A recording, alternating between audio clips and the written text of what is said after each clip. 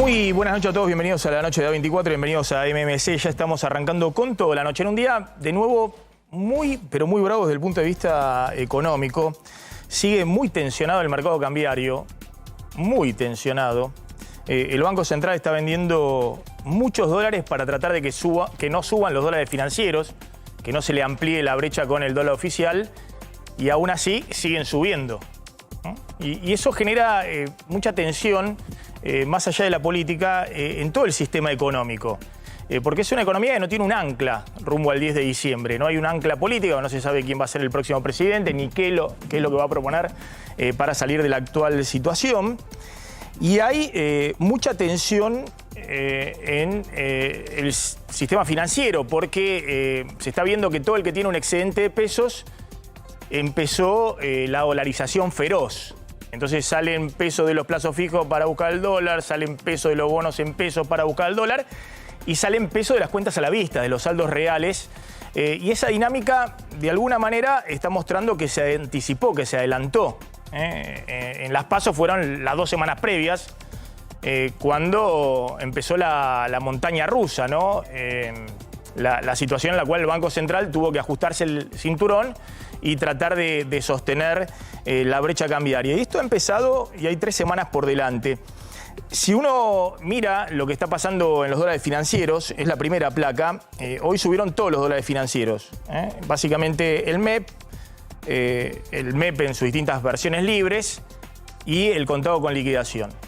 Pero en esos dólares financieros, el MEP y el contado con liquidación, que es el dólar de dolarización de las empresas, el Banco Central interviene activamente todos los días. Todos los días.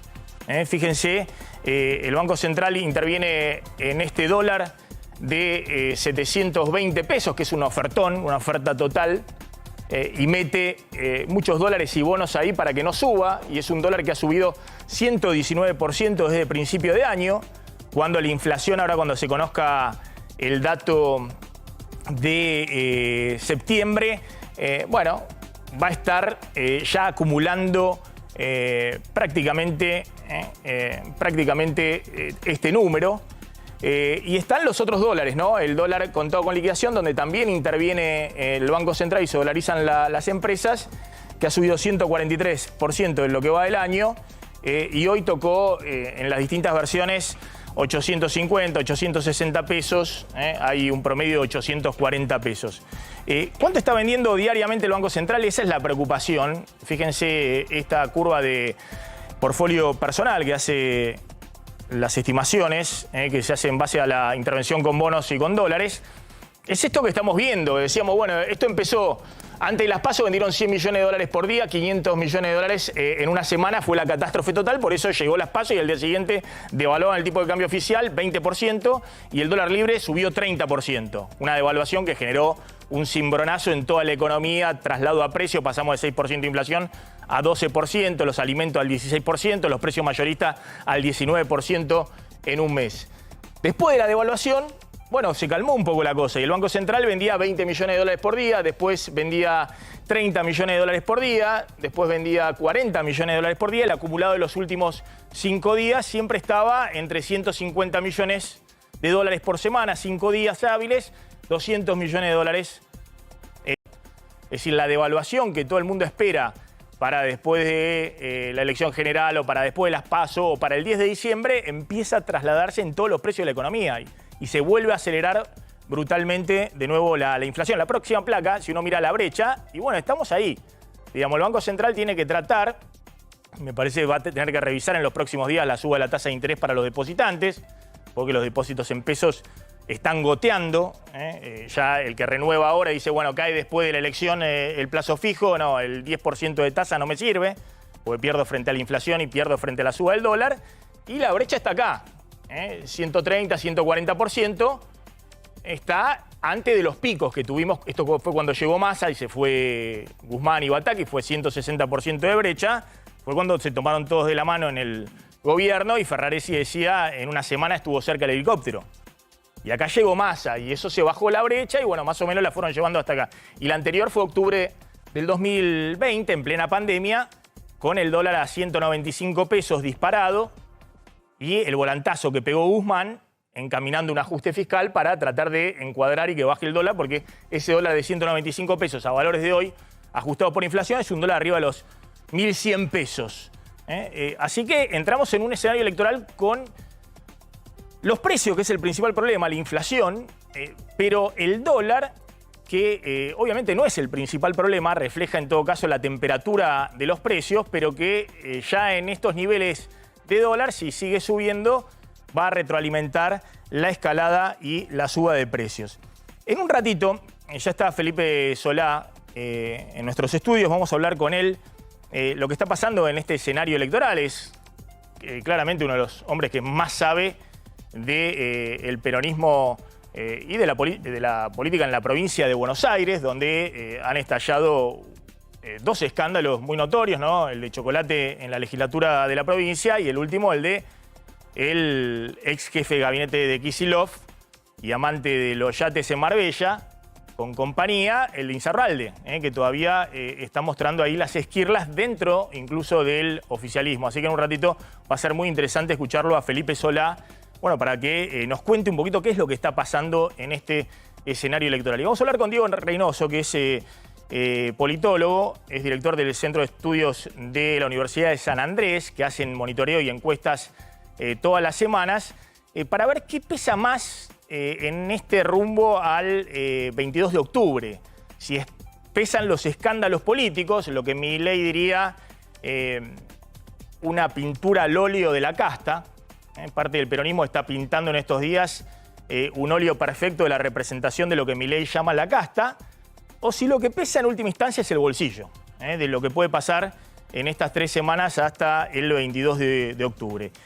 En medio de todo esto, estamos viendo una pelea feroz entre Milei, que según dicen todas las encuestas va primero en los sondeos, y Juntos por el Cambio, con Patricia Bullrich, que según dicen las encuestas va tercera en los sondeos. Me hace así Diego Reynoso de la Universidad de San Andrés, que efectivamente y está tratando de ver si puede colarse en el balotaje. Y un Milei que no le da respiro a Patricia Bullrich, y una Patricia Bullrich que desaprovechó, dicen todos los analistas, una oportunidad en el último debate del domingo, y que también no termina de hacer pie aún en los temas que supuestamente Bullrich más maneja, como es el tema de la seguridad, Javier.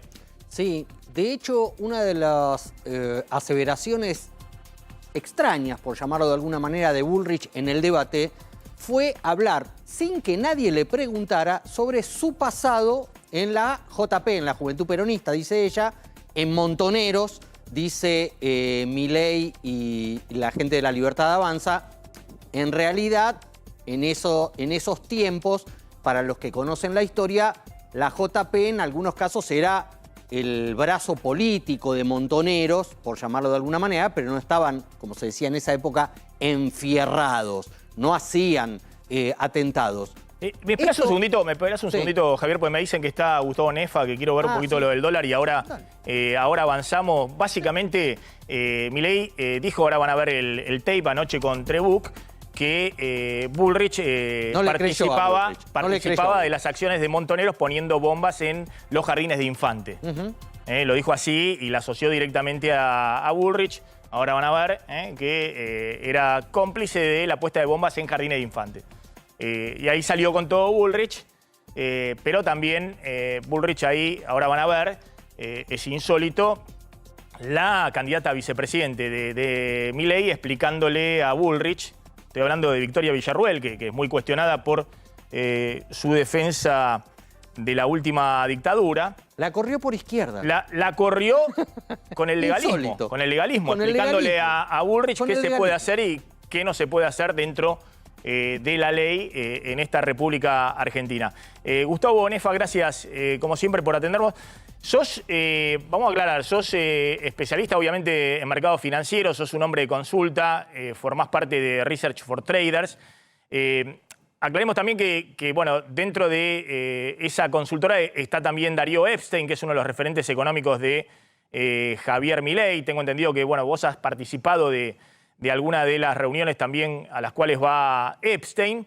pero te convoco fundamentalmente en tu rol de analista financiero, de lo que estás viendo en un mercado donde el mundo está jugando también en contra. La Argentina se encuentra ahora con un ventarrón muy, muy grande, lo que está pasando con la suba de la tasa de interés en Estados Unidos, pero ahí emerge también todas las debilidades y fragilidades de la economía argentina, y en estos días muy presionado el mercado cambiario y el Banco Central vendiendo muchos dólares para tratar de atajar estos dólares libres que no se vayan muy por arriba de los 800 pesos. Gustavo.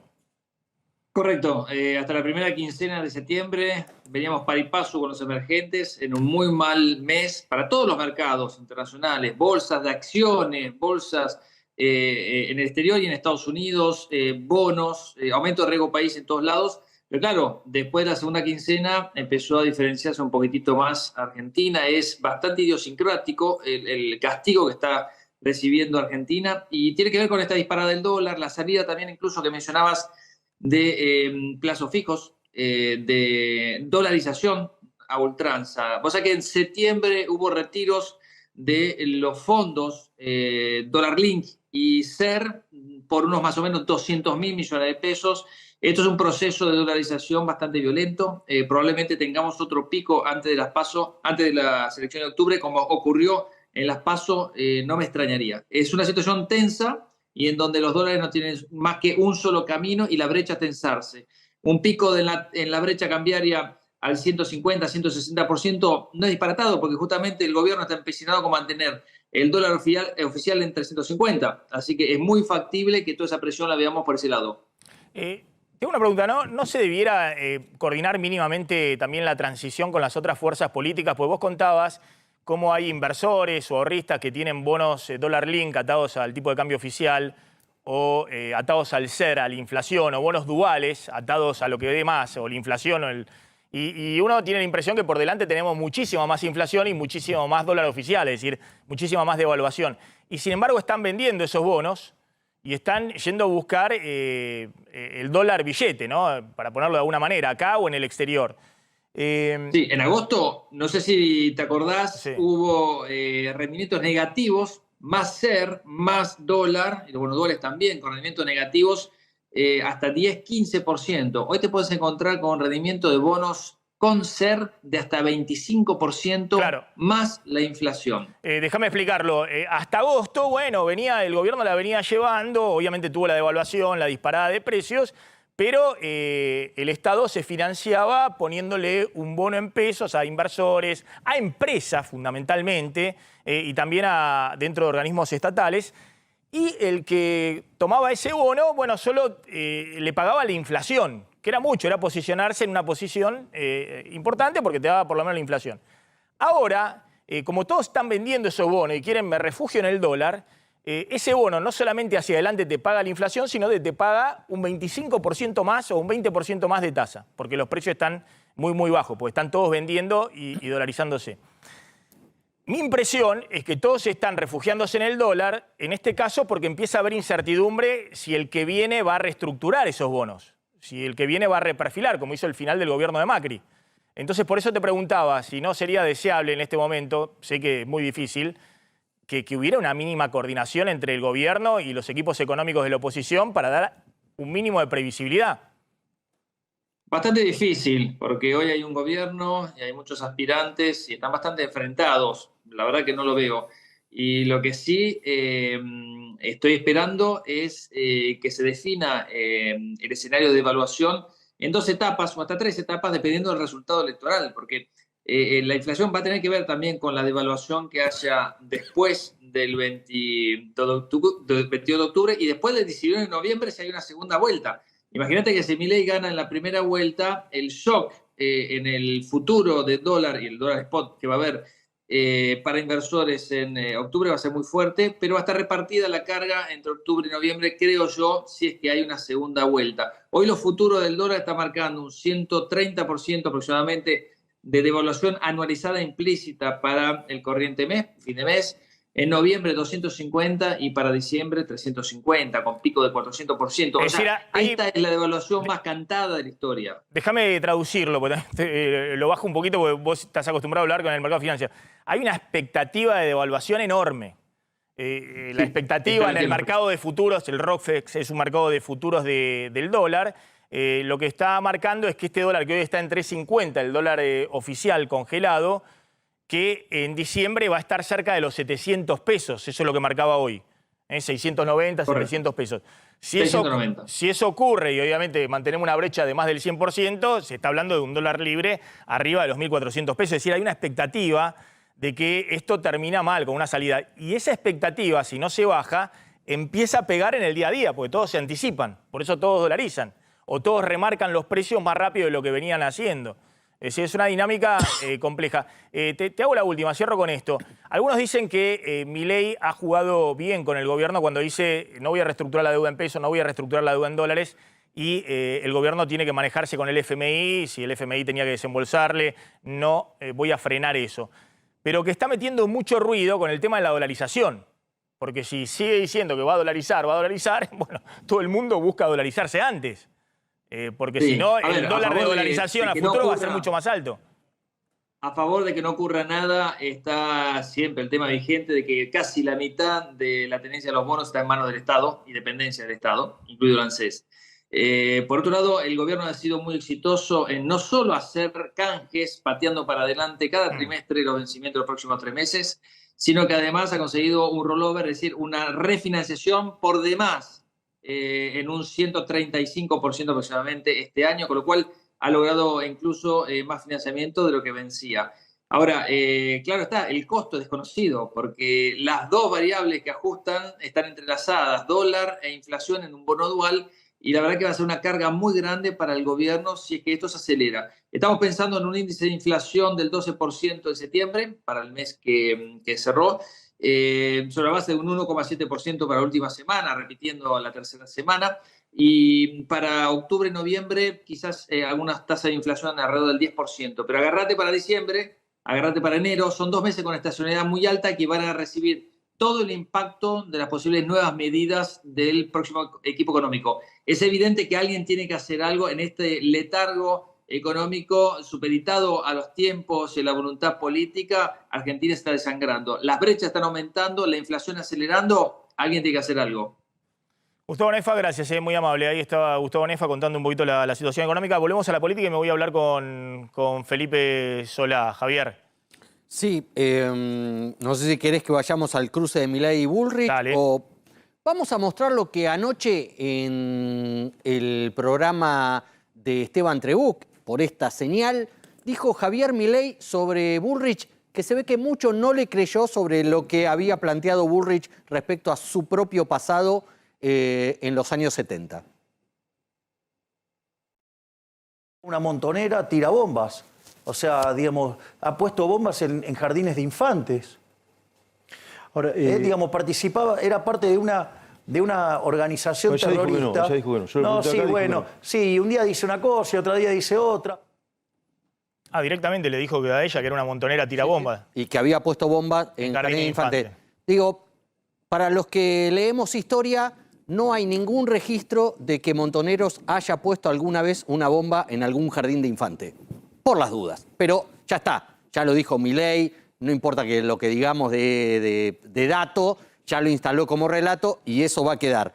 Ahora, Bullrich le respondió a Milei en un tuit tomando estas palabras que dijo este video que se generó ayer anoche en el programa de Trebuch, y esto fue lo que le dijo Bullrich en un tuit que fue muy duro también con Milei y que fue acompañado después con un acto en redes sociales bastante habituales en estos tiempos. Ahí está, no, esto es lo de Victoria Villarroel. Ahora vamos a Este hablar es un otro poquito tema. de las declaraciones Claro. de Patricia Bullrich. El tuit de Bullrich. Recuerda un poquito el tuit de Bullrich. El tuit de Bullrich básicamente pasaba por que planteaba la inestabilidad emocional. Ahí están. Plantea que los argentinos necesitan candidatos a presidente con serenidad y templanza frente al futuro.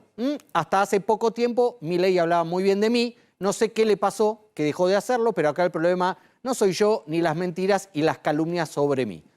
Me preocupa que esa inestabilidad emocional, bla, bla, bla, bla, bla. Bueno, después de esto, en las redes de Juntos por el Cambio se empezó a difundir un compiladito de todas las veces anteriores que Milei habló bien de Bullrich. Ya lo dijimos en este programa y lo volvemos a reiterar. La buena onda entre Milei y Bullrich se cortó con el cierre de listas cuando Milei la hace responsable a Bullrich del tema famoso de la venta de candidaturas y de ataques que había tenido callejeros en recorridas por el conurbano. Fíjense el compiladito que distribuyó Juntos por el Cambio hoy en las redes sociales sobre qué decía Milei antes sobre Patricia Bullrich. La pregunta es, bueno, ¿y vos qué hacías antes? Bueno, ella, digamos, era una montonera tirabombas. O sea, digamos, ha puesto bombas en jardines de infantes. Y un día dice una cosa y otro día dice otra. Tengo una buena relación con la señora Bullrich, a quien además le tengo aprecio. Bullrich es de los pocos políticos de la Argentina que a mí nunca me mintió y siempre me fue de frente. Van a la interna. Gana Bullrich. Yo estoy para acompañar. Sería el ministro de Economía de Bullrich. Patricia Bullrich, la persona honesta y que va a defender.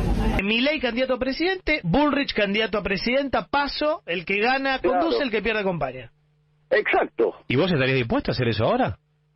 Sí, obvio, claro, ¿por qué no? ¿Qué se dijeron con Patricia Bullrich? ¿Cerraron un acuerdo? Público que nosotros tenemos una excelente relación, no es de ahora y nosotros tenemos... Bueno. Claro, para si alguien no vio lo que contamos antes. Ahí Milei se recibió de político. Sí, claramente. Porque uno puede ver en el discurso también de cualquiera de los políticos que están dando vuelta, inclusive la propia Bullrich, que ha pasado por todos los partidos políticos, cómo defenestran a alguien y después se amigan, o cómo se amigan y después defenestran a alguien. Obviamente, si uno piensa que alguien puso bomba en un jardín de infantes, yo jamás le diría, bueno, lo que decía. También Milei puede decir, bueno, me enteré ahora, pero bueno, son cosas... Sí. Son cosas... Nadie resiste un archivo, sí, sobre todo en la política. Lo que pasa es que Milei se vanagloria de que sí resiste el archivo y que siempre pensó lo mismo y que siempre dijo lo mismo. Lo interesante de este compiladito no es que lo armamos nosotros, lo armó Juntos por el Cambio y lo difundió en sus redes para mostrar los cambios de postura de Milei, donde Bullrich claramente como estrategia electoral de campaña está buscando que acá estoy, que la dejen de ningunear porque tanto Massa como Milei están tratando de dejarla a un costado. Ahora, la novedad es que Patricia Bullrich acaba de anunciar que lo va a denunciar penalmente a Milei por la acusación de haber participado en Montoneros y de haber puesto bombas en jardines de infantes. Sí. Hay que ver la típica de campaña. ¿no? De campaña, después andás a ver la denuncia penal, pero bueno, la opinión no está penalizada. ¿Hay un tape de esto? A ver lo que dijo Bullrich. En las últimas horas hubo declaraciones polémicas de Javier Milei con respecto a su accionar en la década del 70. ¿Qué puede responder el candidato de Libertad Avanza? Bueno, primero que es un mentiroso, porque el otro día en el debate Javier Milei dijo, bueno, si vos cambiaste y yo te acepto que vos hayas cambiado, entonces asunto terminado. Eso lo hizo para justificar que él lo había convocado a Barrio Nuevo porque decía que Barrio Nuevo había cambiado y que quería ser un liberal en leyes laborales. Difícil de aceptar, pero bueno, pongámosle. Al otro día, después de haber dicho eso, 24 horas después de haberme dicho que aceptaba que yo podía haber cambiado para justificarlo a Barrio Nuevo, sale a decir en un programa de televisión que yo había puesto bombas en un jardín de infantes. No solamente le contesté, sino que le voy a hacer una denuncia penal. ¿Cómo está viendo? Ahí está Bullrich. Después tendremos un segundo capítulo. Parece que lo que sucede con Milei es que los marea, digamos, porque entra en el mismo juego que han entrado siempre los políticos, que una vez dicen una cosa, después dicen, bueno, no importa, me desdigo, voy para el otro lado. Ahora, también lo que hay que decir es que Bullrich, que ha pisado el acelerador muchísimas veces, ¿no? Con la idea de que el antikirchnerismo es lo único que me suma votos, y que yo quiero terminar con no sé cuántos años de kirchnerismo y sumado a sectores del PRO con 70 años de peronismo. Y la verdad que uno lo mira en perspectiva y Juntos por el Cambio tiene como candidata a presidenta alguien a quien le están discutiendo la década del 70. Porque en los 70, no sé si estaba en Montonero, pero estaba en la Juventud Peronista. Y y una cosa es, vos estás dentro de una coalición que un sector importante es mucho más antiperonista que Milei. Milei no es antiperonista. De hecho, hemos contado todas las ramificaciones que hay entre candidatos que están en la lista de Milei que responden al peronismo masista, al peronismo de Kicillof, a distintas ramificaciones del peronismo. Pero no es antiperonista. Ahora, en Juntos por el Cambio hay sectores antiperonistas. Y Milei, la verdad que muy inteligentemente, la pone a Patricia Bullrich en un lugar donde efectivamente Patricia Bullrich en los 70 era peronista pura. Es decir, hay libros... y es más, y cuando volvió la democracia, lo volvía loco Alfonsín en los actos, yendo con la JP a gritar en Plaza de Mayo. Entonces, y después hace todo un discurso respecto a la nueva Argentina, mirando hacia adelante. Me parece que es una candidata complicada cuando sale alguien como Milei que no tiene frenos, digamos, respecto a dónde ver puntos débiles de Patricia Bullrich. Lo sumo a Diego Reynoso. ¿Es así? Digamos, Milei va por desplumarla a Bullrich, tratar de sacudirle la cantidad de votos que pueda para poder subir en la elección del 22 de octubre. La pone en un lugar incómodo, como señalabas, y la obliga a tener que hablar del tema y decir, es cierto que comparto con Javier, Montonero nunca puso una bomba en un jardín de infantes y nada por el estilo. Además, ella sí fue militante de la JP y el vínculo de la sospecha viene por el lado de Galimberti, porque todos saben que Galimberti estuvo en pareja con la hermana de Patricia Bullrich. Entonces, y ahí se arma toda una maroma, además. En los 80 también está la hermosa biografía sobre Galimberti. De Larraqui y Caballero. Espectacular, sí. Donde ahí hay un buen detalle de esa actuación en la juventud peronista de los 80, después cómo pasó al menemismo y demás, Patricia. Pero la pone en ese lugar incómodo donde ella tiene que desdecirse, entrar en un debate no de discusión política, sino casi personal sobre el pasado de ella. Me parece que ella está evitando morder el anzuelo de esa, ¿se entiende?, de esa carnada, deslindándose, diciendo una acusación penal y se corre, pero Milei tiene esa táctica permanente de decir una cosa y cambiar. Por ejemplo, decir en el debate que le había pedido perdón, que lo había dicho hace mucho tiempo respecto del Papa Francisco, un montón de cosas, y nada de eso había. Hoy la Iglesia, muchos curas hoy de la Iglesia salieron a marcar que eso también había sido mentira y demás. Pero el problema es que no le asemeja eso a Javier Milei. Entonces, un poco como decía Javier Calvo, no importa lo que diga hoy. Lo que dice, pum, se pone en la agenda, inmediatamente es tema de conversación pública. Y eso es un problemón, digamos, para discutir racionalmente en democracia, ¿no? Después vamos a ver un poquito las encuestas, qué está pasando y por qué se han elegido mutuamente Massa y Milei. Y Patricia Bullrich denuncia ahí un pacto y demás, pero claramente en vez de estar discutiendo con Massa, que sería todo suma para Patricia Bullrich, está discutiendo en la retaguardia con Milei, que tiene parte de su votante que están reflexionando si votarla a ella o directamente apostar a Milei para ver si gana en primera vuelta, ¿o me equivoco? Pasa que en cualquier sistema electoral, el argentino, el español, el francés, cualquiera, el que queda tercero en una competencia de polarización sufre la deserción de sus votantes, sobre todo cuando la información es muy compartida. O sea, si las encuestas convergen o la información que circula y la percepción de los electores es que está tercero, esos candidatos, por hacer, digamos, ponderar su voto, eligen a uno de los dos que está compitiendo para incidir en el resultado final.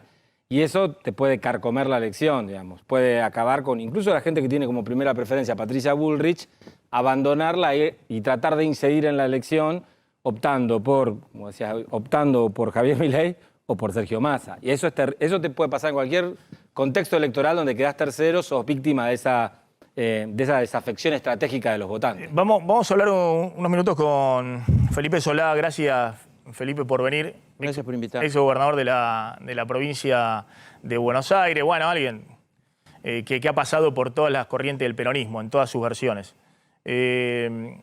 ¿No? Desde hace mucho tiempo. ¿La conocés a Patricia Bullrich? Yo la conocí más cuando fui diputado con ella, ¿no? Es decir, del 2007 en adelante. ¿De la década del 70 no?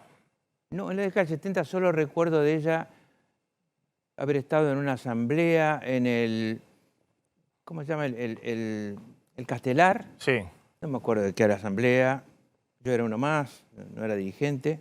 Ella sí era dirigente de la asistente de la y estaba en la renovación. Yo trataba que hacía fuerza para que las cosas se ordenaran. Entró tumultuosamente. Ella creo que venía de estar con Sadi, con el peronismo revolucionario. Ya no me acuerdo, estaba con el hijo de Unamuno, aquel dirigente bancario, ¿te acordás? Miguel Unamuno. Sí. Había un hijo de él, que ya debe ser grande, que es un poco menor que yo, supongo, que estaba con ella.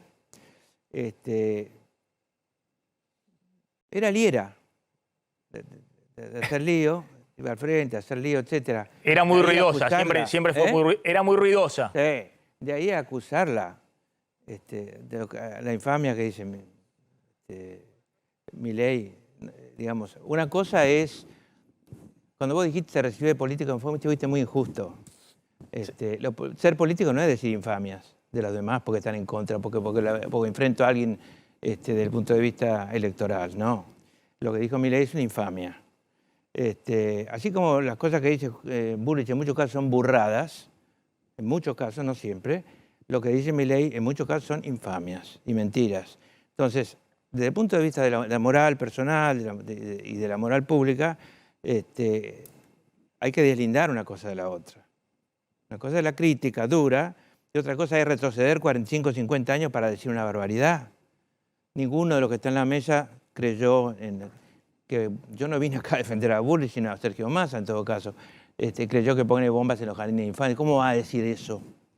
¿Cómo va a decir eso? Es lo mismo que decirle a alguien no sé, que era, no darle edad, pero decirle, usted manejaba Auschwitz. Es más o menos parecido, porque poner una bomba en un jardín de infantes. Bueno, olvídenlo. Es decir, hay que deslindar la crítica, por dura que sea, la picardía inclusive, para hacer pisar el palito al otro, etcétera, de la infamia.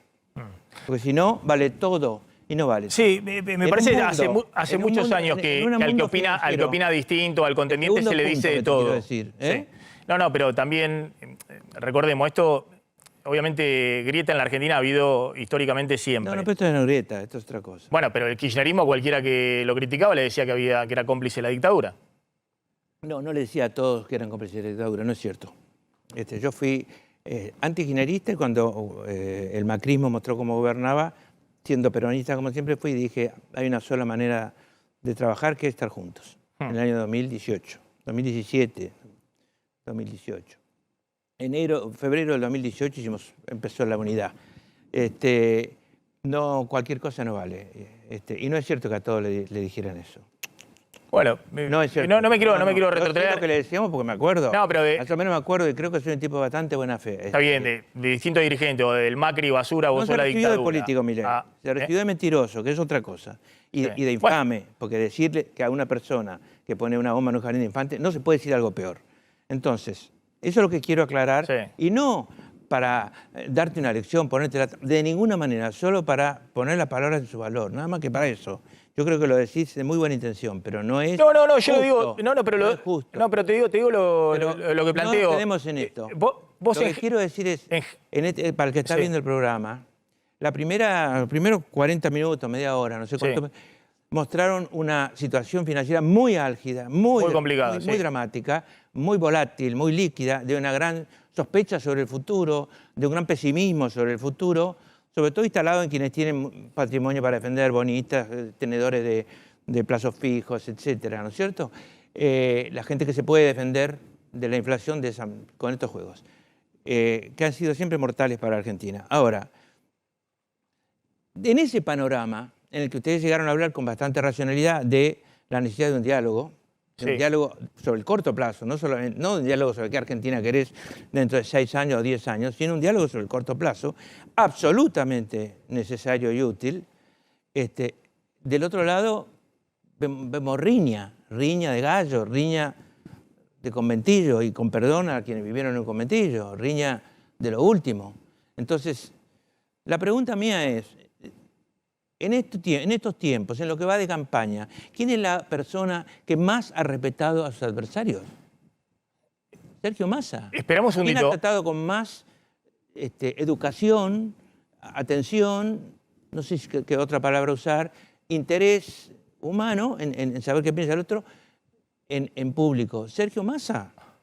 Esperamos un ¿Quién segundito. está dando una lección de democracia? Mucho más Sergio Massa con sus actitudes que los demás.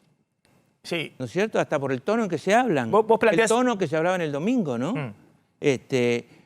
Vine acá y terminé defendiendo a la Patricia Bullrich de un pasado de hace 45 Sí, y ahora 50, asumís tu rol de 50, de defenderlo a Sergio Massa. Porque eso es lo que creo y creo que es lo mejor para Argentina yo. Sí. Entonces, como creo eso, destaco esto. En este mundo de insultos y mentiras, etcétera, y agravios y denuncias penales, nunca entró Sergio Massa en ese mundo. Vos viste... Entonces, me parece muy importante. Estoy hablando de Sergio Massa, candidato, ministro y candidato, ¿no? Y el que fue ministro, presidente de la Cámara, que para mí es el cambio central en la actitud de Sergio Massa cuando se hace hombre de Estado. Quiero destacar eso porque primero contamos un panorama muy preocupante. Inmediatamente después vamos y vemos quienes se tienen que supuestamente poder hacer cargo de eso, ¿qué muestran? ¿Vos viste alguna vez un gobierno peronista que se autodestruyera de la manera que lo hizo este gobierno? Con la vicepresidenta bombardeando al presidente y a su ministro de Economía para llegar a una corrida cambiaria como la del año pasado que inició este tobogán final de aceleración inflacionaria y devaluación. Yo tengo una explicación sobre el tema, pero yo soy he sido parte del gobierno y soy en esta campaña tengo un color muy claro y por eso estoy acá. Creo que los dos gobiernos últimos fueron malos. Uno fue, me parece, el que nos jorobó más con el endeudamiento de manera definitiva y con la apertura de la cuenta capital del Banco Central, que fue terrible, y la fuga de capitales. El otro gobierno ha sido un gobierno extraordinariamente inexperto para retener poder. Perjudicadísimo por el COVID, perjudicadísimo por el cambio. Para del gestionar, mundo. digamos, más allá de retener poder. Porque me parece que la prioridad no debe ser retener el poder, la prioridad debe ser gestionar. Mira, yo he sido gestor 6 años de la provincia de Buenos Aires, empezando en el peor momento, que era enero del 2002. Y me siento muy habilitado para hablar de gestión, no para retener poder. No he sido nunca un político armador importante o bueno o un creador de poder. Hay dos poderes. Hay un poder que es el poder fáctico, el poder real, que es el verdadero poder con P mayúscula, y hay otro poder que es mantener un cierto prestigio, que la gente por la calle te respete, etc. Bueno, cada uno elige, ¿no es cierto? Si querés tener el poder de Mandela o querés tener el poder de Putin. Ahora, fuera de eso, me siento digamos, entre la espada y la pared, en el sentido de decir, acabo de decir un gobierno que no sabe retener poder, es un gobierno que no sabe crear poder. Ahora, el gobierno tiene un presidente.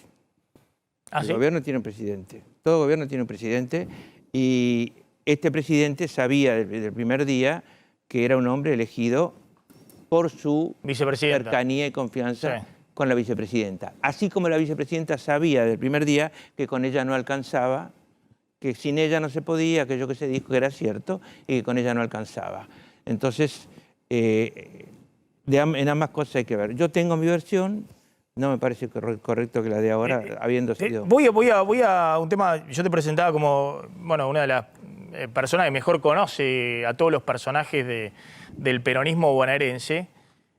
¿Cómo explicás el escándalo Insaurralde? Lo difícil es que yo tenga que explicarlo, sí, porque está tan a la vista que no hay mucho que explicar, ¿no es cierto? Es como el chiste aquel de después te explico. Ahora, no lo voy a decir porque pero eso no puedo, eso me interesa, porque hablando de conservar el poder, la sociedad dice, todos los políticos peronistas sabían esto, y ahora se blanqueó para el público en general. No todos los políticos peronistas sabían esto. Si vos, hace un mes se discutía en los programas de chismes, de cimentos, etcétera, se apareció la cifra que se estaría manejando en el divorcio de este señor Insaurralde con su mujer o su exmujer, que era escandalosamente alta. Sí. Para mí, en ese momento, que alguien hizo alguna denuncia penal, había que llamarlo y decirle, vení, andá, porque vos tenés declarado $120.000, no sé cuánto de patrimonio. 600.000 pesos. Bueno, no sé cuántos dólares serían en ese momento. En general el patrimonio se pone los dólares oficiales, ¿viste? Pero andá y explica esto y desmentilo, como espero, y explica por qué lo podés desmentir. Si no podés, andate. Ya. Eso es lo que corresponde hacer. ¿Por qué? Porque y después cuando aparece en su faz más visibilizable, que es un señor en un yate en Europa, se sabe el costo, etcétera, más todo lo que implica, ¿no? El atractivo, el morbo que hay alrededor de eso también, etcétera. En ese momento la irritación popular es enorme. ¿Saben cuál es la única forma que hay de achicar el daño?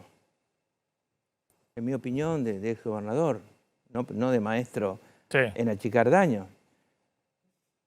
Que el que manda tiene que estar más irritado que el más irritado del pueblo. Y demostrarlo, mostrar su irritación con hechos. Sí, sí, bueno. Eso es lo que yo pienso. Ese es un tema. Dicen que Insaurralde presentó la renuncia. No. Llama la atención, digamos. Porque a Insaurralde había que darle una patada en el culo tomando 50 metros de carrera. Y que después se tuviera que sacar con una cirugía el zapato del culo. Esa es la verdad. Lo menos que se puede decir. Después está lo legal. Pero esa es la verdad. Un traidor no puede, digamos, puede, pero no puede ser que pueda con 1000 valientes. Cuando te estás matando en una situación difícil por mantener la economía, como ministro de Economía, por llevar adelante el negocio digamos, de la economía, digamos, argentina en general, por llevar adelante la transacción con el Fondo Monetario por una deuda que vos no tomaste, sino que heredaste y que te lleva una enorme cantidad de tiempo, y te conseguís una centralidad como la que consiguió Sergio Massa, muy importante. Al mismo tiempo mostrás una gran efectividad en relación a los temas que mencioné. Que alguien haga eso y que después admita que fue en el mes de septiembre. Es decir, que ahora, no es algo de hace 2 años. Ahora, hace algunas semanas. La pregunta es... Yo al principio pensé, esto es terrible, pero a lo mejor ocurrió hace 3 años. Conociendo el espinel de la política y la provincia de Buenos Aires... Pero dejémoslo ahí, porque más no puedo decir. ¿Insaurralde está ahí como jefe de gabinete porque lo pone Kicillof o lo puso Cristina? No, eso hay que preguntárselo a Axel. Bueno, no, está bien. Pensé que venía el Felipe Solá sin cassette, que viste, dice Felipe Solá, que a veces se suelta y dice cosas... Parate, digamos, interesante. ¿Querés que te diga una cosa? La mayoría de las veces que se dice fulano lo puso Sutano, a Sutano, el que está dentro sabe que no es así, que es al revés. O que... ¿Ah, sí? Muy común. Muy común. Entonces no me digas que yo tengo que saber exactamente por qué hace 2 o 3 años lo pusieron Insaurralde ahí. Yo supongo que se derivó, que lo de Insaurralde apareció, supongo que apareció ¿por qué? Porque era un primus inter pares, o por lo menos sobresalía un poco más en la 3ª sección electoral, y Axel Kicillof era un buen gestor, un trabajador permanente, pero con poco atractivo hacia manejar las horas necesarias de trabajo con los intendentes del Gran Buenos Aires, sobre todo. O los intendentes en general, pero si querés más con los del Gran Buenos Aires, que exigen mucho más. Y ahí entra Insaurralde. Esto te lo digo porque fui gobernador y entonces tuve que aprender a hacer lo que a lo mejor no me salía tan bien. A mí me gustaba mucho más la gestión. Pero la verdad es que ese puede haber sido el rol de Insaurralde. Fuiste gobernador y te quiero mostrar algo que dijo el gobernador actual de la provincia de Buenos Aires sobre lo que pasó con Insaurralde, porque quiero una opinión tuya al respecto. Veámosla, por favor. No estaba al tanto. Me enteré, como todos, por las redes. Inmediatamente me puse en contacto y me puse a averiguar, porque también ahora estamos en una época de elecciones donde surgen cosas y de fake news y fake news profundo que te ponen tu cara en una película. A mí me lo hacen a veces actuando de alguien. Entonces me puse a averiguar, corroboré que no estaba en ese momento, este fin de semana, estaba acá, estaba en Argentina, pero que eso había ocurrido y bueno, después de unas charlas se resolvió, presentó la renuncia y yo se la acepté inmediatamente. Solá, vos que fuiste gobernador... Fíjese que Kicillof dice, presentó la renuncia y yo se la acepté. Sí. Distinto, yo coincido lo que dice Solá. Lo echaron. Le aceptaron la renuncia. Vos me presentás la renuncia, no me la presente. Yo te muestro en el escarnio público que te he hecho. Me dijo después de unas charlas. Sí. Pero hay algo importante. Y el otro Le tema, pidieron la renuncia, ¿no? se va de bueno, viaje y vos sos el jefe y no conocés que se va de viaje a Marbella y se demás. fue de viaje su jefe de gabinete. ¿Qué te pero hay hubiera algo pasado a vos importante si que tu digo, jefe de gabinete... El que yo le creo porque lo conozco. Sí, Y es, pero habla de nadie algo. sabe cuánta plata tiene cada uno. ¿Ah, no? En general, digamos, más allá de lo que dice que tiene, si está mintiendo, nadie sabe cuánto está mintiendo. ¿Estamos? Entonces, la pregunta es, no tiene razón Kirchhoff cuando dice, bueno, yo no sabía. No, pero él dice que no sabía, no de la plata, que no sabía ni siquiera que se había ido de viaje, que se enteró por las redes. Si eso te pasara a vos con tu jefe de gabinete... Puede ser. Que no si supiera, te yo pasara, creo que no está bien, supiera, ¿eh? pero si te pasara a vos con tu jefe de gabinete, ¿no te sonaría raro que tu jefe de gabinete se vaya al Mediterráneo en un yate, que se tome unos días? Necesitas un par de días Pero para no es eso. solamente que te suene raro, además te indignás. Y yo estoy seguro que tiene una indignación tremenda por dentro, ¿no? ¿En qué sentido me decís que no te sonaría raro? Claro que me sonaría raro. Claro, no tendría un tipo que hace eso. No tendría un tipo que sospecho que es capaz de hacer eso, de ese nivel de irresponsabilidad, además de ese nivel de tren de vida, ¿no? Y no debes tener mucha relación política si no te das cuenta que se fue de viaje tu jefe de gabinete. Digo. A ver. Aquí falta Axel que dijera, supongamos, ¿no? No es que falta porque no está, sino que Axel podría saber si pidió licencia, si no pidió licencia, si le dijo voy a estar dedicado a la campaña en otro lado, así que no tengo la menor idea de cómo fue eso, estoy lejos de eso. Pero sí le creo a Axel cuando dice, yo no sabía, lo que está diciendo yo no sabía lo de la plata. ¿Y pero por qué pensás que no lo echó? Y que Porque, en primer lugar, Axel y yo pensamos, no tenemos pruebas, pero pensamos, y tantos otros más, que hubo, por supuesto, una trampa para que saliera esto el día anterior al debate. Se constituyera en el tema el día anterior al debate. ¿No es cierto? Por supuesto que hubo una trampa, por supuesto que a esa mujer la plantaron ahí para que hiciera eso. ¿Quién? ¿Cómo? ¿Qué sé yo? Pero hay que ver a quién perjudicó o a quién trató de perjudicar, ¿no es cierto? Buscar a la víctima y podrá sospechar de dónde salió. Yo no tengo idea, pero es obvio que sí. No existe ninguna mujer tan idiota como para, ni hombre, como para subir a Instagram al día siguiente este tipo de cosas. Entonces, es obvio que es así, que pisó el palito. Entonces, además de chorro, es imbécil, pero eso es otro tema. No quiero ensañarme con el árbol caído. El problema es cuando te hacen un daño enorme o intentan hacértelo. A ver, Felipe, voy a sumarlo a Diego Reynoso. ¿Esto hoy pesa en la campaña o sigue pesando fundamentalmente la cuestión económica que veía en la encuesta de la Universidad de San Andrés es la prioridad absoluta? Me parece que va a ser bastante marginal. Aparte se notó en el debate, que no fue un tema de debate. No, bueno, pero eso es lo que le dicen a Bullrich inexplicablemente, que no lo haya puesto en el tema. Creo que lo mencionó una vez, lo mencionó Miriam Bregman. Tangencialmente sin nombrar. Milei no dijo nada y Bullrich tenía para hacer dulce de leche. Bueno, y no lo hizo. Estos temas me parece que son una... Con el candidato del oficialismo, ¿no? Con estos Sergio temas Massa. son una burbuja enorme, explosiones, un montón de azúcar, ¿me entendés? En la opinión pública que a las 4 de la mañana bajón y se pasa. Parece que esto es lo que va a pasar. Hay otros temas mucho más acuciantes para la opinión pública. ¿No contribuye al clima lo que plantea Milei fuerte, que perdón, es la lo casta? pasó lo de chocolate. El chocolate fue un tema así que... y pasó de largo. No movió el amperímetro de la intención de voto. No. Entonces me parece que no... Aparte, porque... A ver... Sí, lo que pasa con la inflación, eso es lo que mueve el amperímetro. Pero además, digamos, hoy, tanto Juntos por el Cambio como Unión por la Patria están con sus constituencies más duras, digamos, sosteniendo la votación. No es que tenés el peronismo con el 50% de los votos y esos votantes que fluctúan decidiendo si van a estar o no.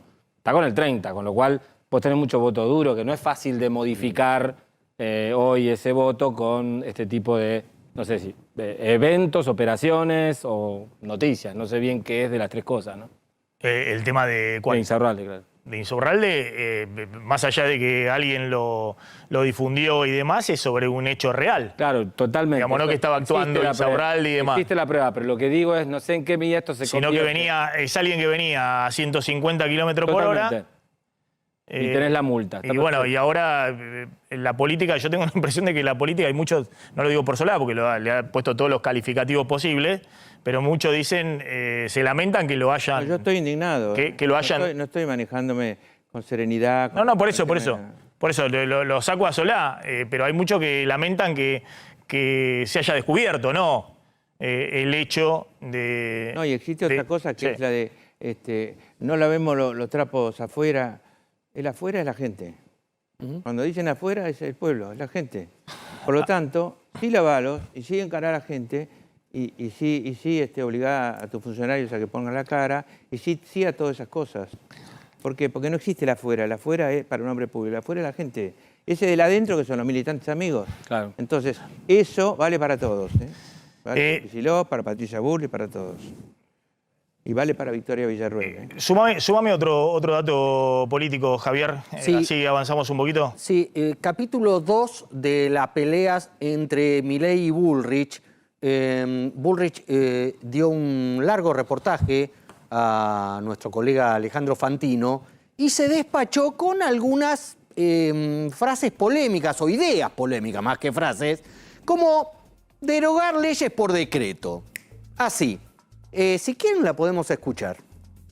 Vamos a derogar todas las leyes que han quedado como leyes de multas, ¿no? Sobre la indemnización. Escuchá, Agustín, Agustín que es civilista. Para. ¿Vas a derogar las leyes de multa? Sí, Menem había hecho unas leyes que tenían lo que llamaban unos contratos especiales. Discúlpame, ¿cómo las haces a derogar? ¿Tienen que pasar por el Congreso para derogarla? La derogás. Sí, pero no es la derogás. Después llegás al Congreso y tenés lo de la izquierda y todo. Son leyes ridículas. Está bien, Pato, pero después vas a tener enfrente lo de la izquierda que no te lo van a querer derogar. Lo de Máximo Kirchner no es que llegás y la pones... le hago un DNU y te la derogo en 2 minutos. Dale. No te preocupes. Pero yo voy a salvar a las pymes y no voy a dejar que las maten. Mirame, escuchá. Te miro. Mírame. Primero. Me haces un DNU, a los 15 minutos tenés contencioso administrativo rompiéndote la ley. No me importa, no puede. ¿Cómo que no puede? No existe. ¿Cómo que no? No hay manera. Te sacan, te la voltean. Y además le voy a pasar la justicia laboral a la Ciudad de Buenos Aires. El Estado Nacional no tiene por qué tener una justicia laboral. ¿Por qué? Si es una justicia laboral que está absolutamente contaminada y dominada por los gremios. Nunca un empresario gana un juicio, nunca en la vida. Siempre le rompen la cabeza. Bien, esa es una de las partes polémicas, ¿no? De, con un DNU, derogar leyes. Digo, ni Milei se ha atrevido todavía a explicitarlo. Pero... Yo soy economista, hice solo Derecho Constitucional 1 con Sanguinetti, sí, claro, en la Facultad de Ciencias Económicas. La pirámide de Kelsen y demás no puede con un DNU o con un decreto derogar una ley, pero bueno, qué sé yo, habría que consultar a un abogado y acá no tenemos un abogado. ¿Quién está más ingeniero agrónomo para hacerse cargo pero bueno, de este futuro inmediato, diciembre, enero, febrero? No pensemos ya en el 2025. Diciembre, enero, febrero, marzo, abril. Más o menos en abril el problema del fondo exige un nuevo acuerdo, ¿no es cierto? En abril hace falta un nuevo acuerdo como máximo. No, el acuerdo lo necesitan ahora en diciembre, porque los vencimientos que quedan para diciembre, enero, febrero, antes de la cosecha, son 3.000 millones de dólares y va a quedar menos 10.000. En el Banco Central va a quedar menos 10.000 millones de dólares. Y necesitan 3.000 millones de dólares para pagar los vencimientos del FMI en el verano, antes de la próxima cosecha. O sea que hay ingresos del Fondo Monetario. De todas maneras, no quiero... el próximo gobierno tiene que entrar y renegociar todo. Sí. Sea cualquiera el próximo gobierno. Dale, y completamente. Y termino con esto. Bullrich fue también un poquito más allá, no solamente para derogar leyes con el DNU, sino que propuso, en la misma entrevista, espiarle, escuchar y grabar a los presos cuando hablan por teléfono. Cuando hablan con sus abogados. Hablan por teléfono con sus abogados. Es decir, violar lo que es inviolable. Violar derechos constitucionales. La podemos escuchar y vamos a ver quién le respondió. Escuchemos a Bullrich. Cuando vos tenés un preso que le puede estar mandando un mensaje a alguien, vos grabás la conversación con su defensa. No podés eso. Sí. No podés. Bueno, vamos a ponerlo en el Código Penal. Patricia, mírame. No podés eso. Un derecho, no es que no me pongas a mí a defender al delincuente, pero es un derecho, si yo constitucionalmente puedo tener una defensa, a ver, es técnica esa defensa, no me voy a poner a defender a delincuentes, reitero y lo aclaro, pero con esto te van a tirar a la yugular. Vamos a ver. Y le tiraron a la yugular. ¿Y quién le tiró la yugular? ¿Zaffaroni? Le tiró la yugular, veamos el tuit, nada más y nada menos que Victoria Villarruel. Alguien insospechada de velar, en todo caso, desde el progresismo. Por las garantías de los delincuentes. De los delincuentes o de los presos. Patricia, esto es ilegal. Retuitea lo que acabamos de ver de Bullrich. Dice, no se puede hacer. Lo que sí vamos a hacer es limitar la comunicación y eso. Pero le explica a Patricia Bullrich, casi corriéndola por izquierda. Lo que sí se puede hacer, que he visto que hay varios abogados que han planteado esto, poneme el tuit porque estoy leyendo eso, lo que sí se puede hacer es que solo haya un teléfono público en el penal. Como era antes. Exactamente, y que no se puedan comunicar con celular y que haya requisa, que no tengan celular y demás. Que creo que es lo que debiera ocurrir hoy. Pero no. Todo lo que es legal se puede hacer. Pero no se aplica. No se aplica. Se puede hacer y estoy de acuerdo en dificultar cualquier posibilidad de comunicación de jefes o jefecitos o lo que fueran mafiosos que están adentro y siguen manejando afuera. Eso es un hecho. De presos con gente que está afuera. No se arregla de cualquier manera, porque si no sería muy fácil gobernar, arreglar todo de cualquier manera. Esperamos un segundito, Felipe Solá, que a ver si podemos cerrar un poquito con información. Nada, no sé si quieren agregar algo. Tengo entendido que sí, un juez puede pedir la intervención de una línea telefónica en la cual esté hablando un reo con su abogado, pero ante evidencias en una causa judicial y demás, no legislar sobre eso, ¿no? Estoy diciendo obviedades, me parece, para todos. Que en todo caso es para que opinen los abogados. También te podría decir que ha habido jueces truchos que han hecho intervenciones telefónicas para hacer favores políticos. Con el paraguas de una supuesta investigación han intervenido teléfonos de la cárcel. Los familiares claro, marinos. Pero lo que... Está así como diciendo, ¿te podés callar la boca? No. Estoy en campaña electoral, hermano. Se mete en todo, se mete en todo. Estoy en campaña electoral, soy como loro de peluquería que se mete en todo. ¿Qué es lo que necesitas? No, te iba a decir... Sí, ¿qué quiere decir? Te iba a decir que en... Pero justamente, porque estás en campaña, no sos muy equilibrado a la hora de opinar de cualquier cosa. No, pero quiero decir que me meto porque todo tiene que ver con todo y eso es cierto. Y la verdad es que yo manejé el tema policía, etcétera. Tuve que aprender y morder madera, de bronca y dolor, etcétera. Pero desde abril del año 2004 hasta diciembre del año 2007, la caída de las tasas de delito. Hay dos tasas centrales que son homicidios, que no se puede ocultar un cuerpo normalmente, y robo de autos, que normalmente las aseguradoras te dan todos los robos de autos. Cayeron todas. Y no lo hicimos haciendo barbaridades, lo hicimos con Arlañán de otra manera. Ahora, hay maneras de tomar el tema droga y el tema seguridad en la Argentina. Pero todas tienen que ser conversadas con el otro, no se pueden imponer. Primero está el Congreso, pero además está la necesidad de acuerdos. Hay una enorme necesidad de acuerdos en la Argentina. Con los intendentes de distintos signos políticos. No, con los intendentes y los acuerdos no deben ser solo políticos, también deben ser sociales, ¿no? Hacia abajo. Sí. Tiene que tener políticas hacia abajo para eso. Pero es fundamental, después de la Argentina que describiste hace un rato, y la situación de la inseguridad, etcétera, es fundamental. El único que plantea acuerdos es Sergio. ¿Me equivoqué en describir la Argentina? ¿Tenemos por delante un tren que va hacia un nuevo choque? No, tenemos un nivel de especulación altísimo, un nivel de pesimismo muy alto. Sí. Especulación es cuando vos podés mover papeles, si no, no podés, en papeles financieros. Ahora, el que puede especula, el que no puede tiene que soportar la inflación. Sí. A eso me referí. ¿Sabés que hay una frase de Keynes que dice que la especulación es el comportamiento coordinado de toda una sociedad, de todos los actores, cuando hay incertidumbre total? Entonces todos especulan en su, su dimensión. Pero habría que, el que está con la remarcadora, y viene atrás. En igualdad de condiciones para especular. Exactamente. Claro. Pero todos están. O vos no crees que hay esos comportamientos hoy totalmente desatados, de todos. En toda la cadena productiva, en toda la cadena comercial, el que tiene peso buscando valorización. De agresión hacia otros sectores, buscándolo o no buscándolo, y otros tienen solo capacidad de defensa. Exactamente. ¿No es cierto? Sí, Eso pero bueno. Estamos diciendo una obviedad, pero es así. ¿Y quién tiene la responsabilidad de ordenar Lo que yo quiero esto? decir es que el que llama a un gobierno de coalición para resolver esta Argentina con tantas dificultades, ponerse de acuerdo sobre temas como inflación, falta de confianza en la moneda, etcétera, etcétera, es Massa. Y no hay ninguna otra posibilidad que no pase por un acuerdo. Seamos un poco sensatos, pensémonos en febrero. ¿Por qué no lo pudieron hacer un este año? presidente que tenga todos enfrente ¿Por qué no enseguida lo porque pudieron, siga habiendo Felipe, inflación? ¿por qué no lo pudieron hacer este año? ¿Por qué no lo pudieron hacer este Porque año? existe una cosa que se llama poder político que se crea a partir de ser presidente. Ser presidente. El poder político te lo da ser presidente. Es decir, que el escollo este año para poder generar eso, ¿qué porque gobierno, estaba Alberto Fernández sentado de presidente. ¿Qué gobierno que tiene el fin cerca, digamos, el 10 de diciembre cerca, tiene capacidad para hacer acuerdos políticos? Ninguno. Ninguno. En todo caso, después que se sabe quién es presidente electo, hay algunos acuerdos mínimos necesarios con el presidente saliente. Pero un acuerdo político en serio requiere un nuevo presidente, ¿no es cierto? Y ese nuevo presidente tiene una enorme voluntad de acuerdo, que significa, se sientan todos en la mesa a ver qué ponen, qué dejan.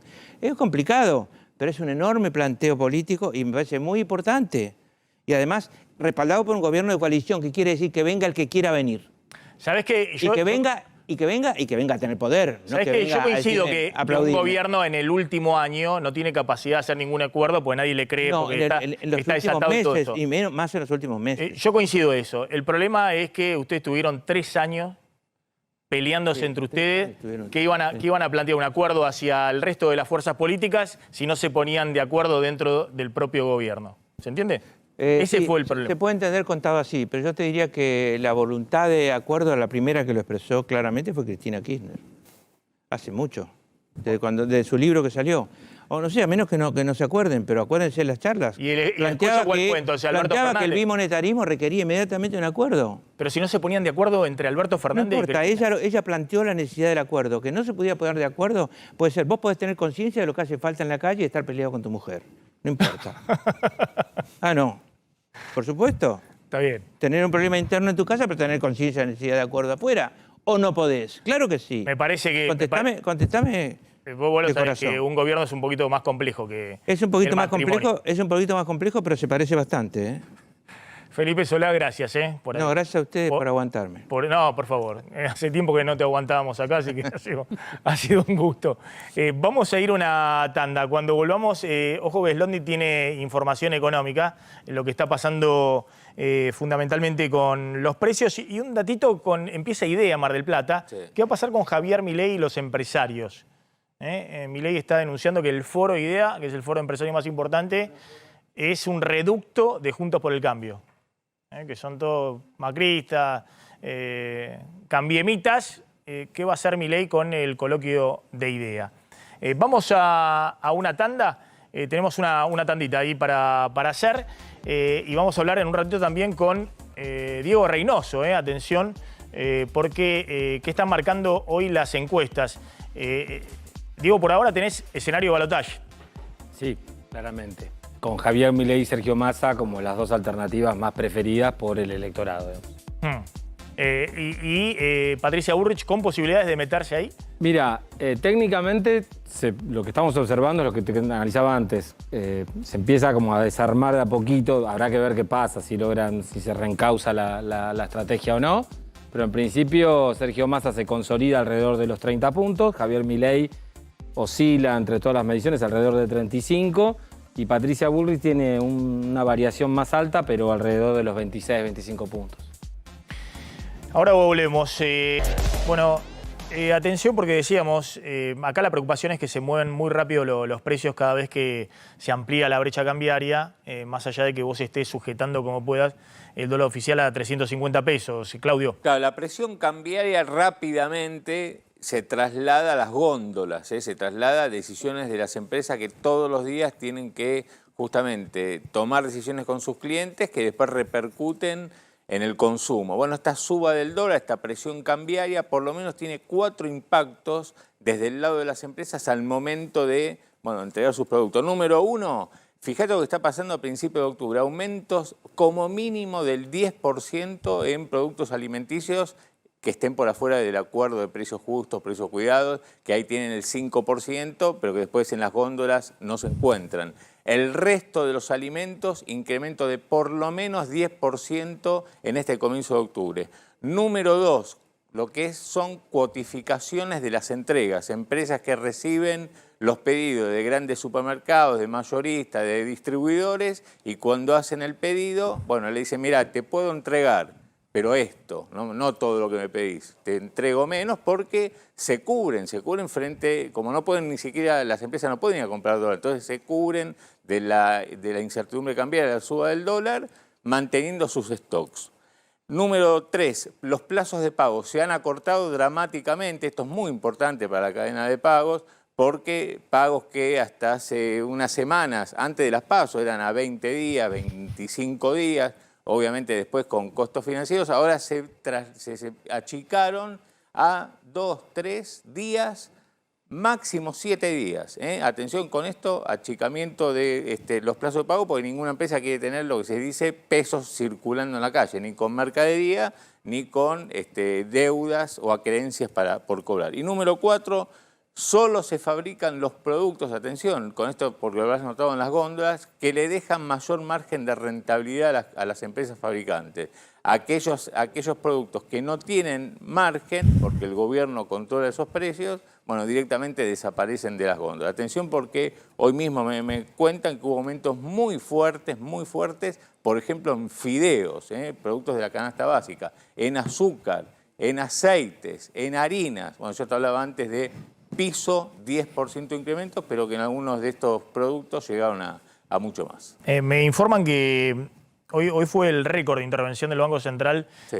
Post-PASO, 80 millones de dólares. Veníamos diciendo que esto empezó después de las PASO, con 20 millones, 30, 40, 50, ya se había alcanzado 60 millones de dólares diarios. Hoy tuvieron que vender 80 millones de dólares en un día, ¿dónde? En los dólares financieros.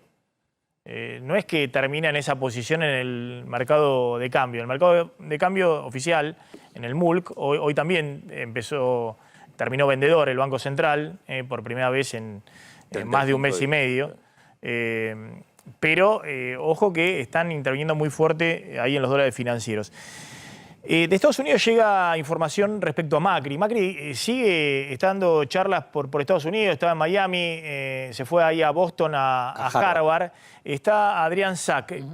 Pasa todo el tiempo fuera, Macri. Es un estadista. Es un estadista, es un expresidente, es un estadista. Él le dice que le va a ofrecer ser representante ante el mundo, y bueno, porque sí, pues pasa más tiempo afuera que en la Argentina. Adrián Sack, a ver, hay dos informaciones. Una en Miami, donde estuvo, ahí vemos la foto, con Juan José Campanella, el aclamado director de cine, el de Secreto de sus ojos, que tiene mucho trabajo en Estados Unidos y que hoy está muy, pero muy crítico de Javier Milei. Sí. Además de defender siempre a Juntos por el Cambio, Campanella, sí, ¿no? Muy militante de Juntos por el Cambio. Muy militante macrista de Juntos por el Cambio, pero está muy, pero muy duro con Javier Milei, diciendo que es el nuevo populismo, un populismo de derecha que es prácticamente peor que Trump. Y sin embargo, al parecer, Macri, en esta presentación que hizo de su libro en Miami, lo terminó elogiando a Milei. Adrián.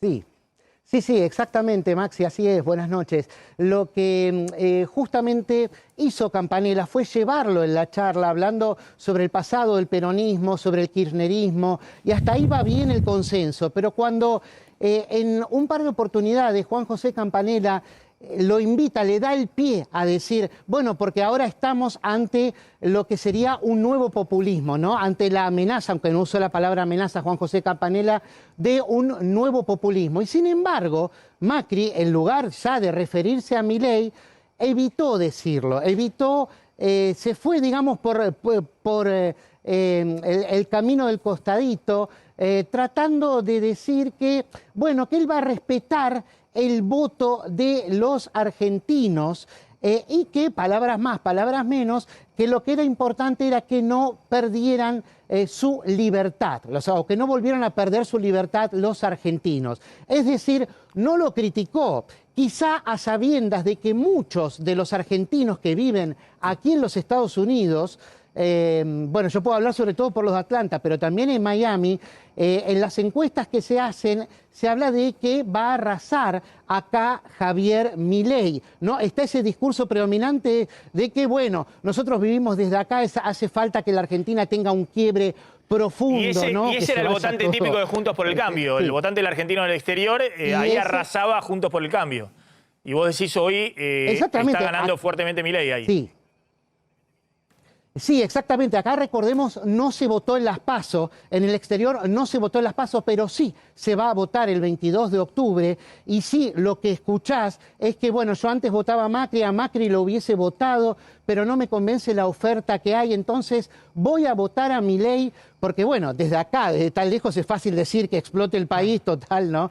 Pero bueno, esas son charlas que se tienen, yo te acerco. Entonces, ese auditorio es el auditorio que tuvo Macri en Miami hoy, justamente, y el que tuvo también en Boston, en Harvard, ¿no? Pero bueno, ese es otro tema. Se pero fue a Cambridge, ahí no fue contra mí. Muy cerquita de Boston, sí.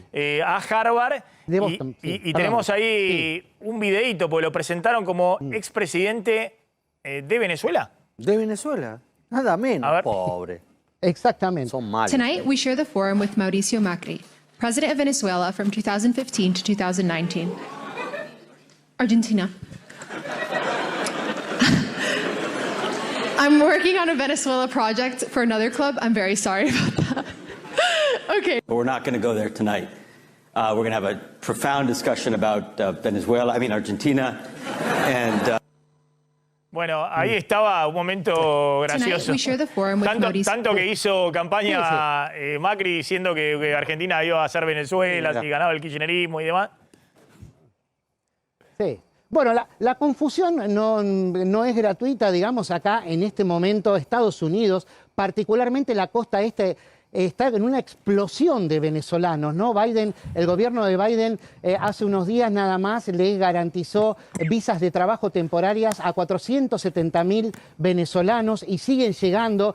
A mí también me ha confundido en lo personal. Me dice, vos sos el que trabaja para la televisión de Venezuela, no de Argentina. Entonces va por ese lado la cosa, ¿no? Es como que el migrante mayoritario de Latinoamérica hoy acá es venezolano, por lo menos el que está en auge. Entonces puede ser que haya ido por ese lado y vimos que, bueno, Macri se lo tomó con humor, ¿no? Y de paso llevó a hacer el agua para su molino, ¿no? Mandándole saludos irónicamente a lo que él llamó la dictadura de Maduro, ¿no? Adrián Sack, gracias. Ahí estaba Adrián Sack desde Estados Unidos. Gracias, Diego Reynoso, muy amable. Tenés un datito de Milei. Empieza IDEA esta semana, ¿no? Mañana. Jueves y viernes en Mar del Plata. Sí. Que es el foro más importante empresarial que existe. Bueno, convoca y suele convocar en campaña electoral los candidatos a presidente. Bueno, Milei ya se bajó, dijo que él no va a ir. No dio una explicación en público, pero lo que Milei piensa es que no hay que ir a IDEA porque es un reducto de Juntos por el Cambio. Y que en todo caso lo que hizo fue organizar, en realidad se lo organizó Juan Napoli, que es su hombre, digamos, en el mundo financiero, bancario, de los bancos, un almuerzo también en Mar del Plata donde habrá 50 empresarios invitados, muchos de ellos que estarán en IDEA, pero él no quiere ir justamente a participar de ese foro y va a reunir a banqueros, a hombres de negocios del mundo petrolero, a financistas de distintos rubros, incluso, insisto, ¿no? Empresarios que van a estar en IDEA, pero bueno, Milei se lo lleva ahí a un restaurante, a la terraza, un restaurante marplatense. De nuevo, en IDEA es cierto que los últimos años arrasaba Juntos por el Cambio, ¿no? Pues hacían distintas encuestas, hay un encuestador en IDEA y había un favoritismo muy grande con Juntos por el Cambio. Me parece que ese electorado todavía Milei no lo termina de disputar porque en sectores del empresariado, del establishment financiero y demás, hay ciertas dudas respecto a qué puede hacer con la política económica Milei, pero bueno, arma rancho aparte, es decir, se lo lleva a todos ahí a un almuerzo paralelo. Obviamente se van a pelear los empresarios por estar ahí presente en la convocatoria de Milei. Gracias, Javier Calvo, gracias, Slotnick. Nos estamos retirando, ya está llegando Trebuch al aire de A24. Nos reencontramos mañana. Chau, pásenla bien.